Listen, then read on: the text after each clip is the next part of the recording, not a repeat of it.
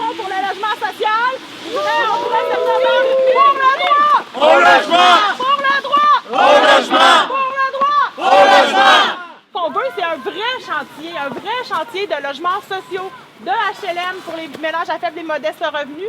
Ça fait au bas mot près de 30 ans qu'on n'en construit plus. Des coopératives d'habitation puis des organismes sans but lucratif d'habitation. Et on veut que nos communautés aient le choix.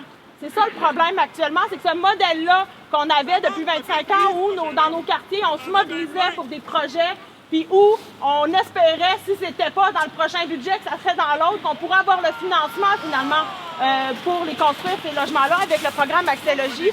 Tout ça, finalement, a été balayé par la CAQ. C'est comme un changement de cap majeur qu'on n'a jamais vu au Québec en 25 ans. Puis on a un climat d'incertitude actuellement. C'est pour ça qu'on n'est pas rassuré quand on nous annonce des logements sociaux et abordables.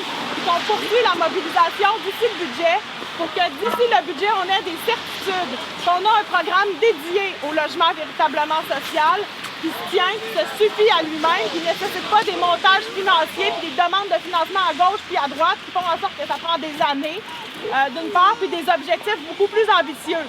L'ego du Ranceau, ça prend des logements sociaux! Puis ce qu'on veut, en fait, c'est un grand chantier de 50 000 en 5 ans.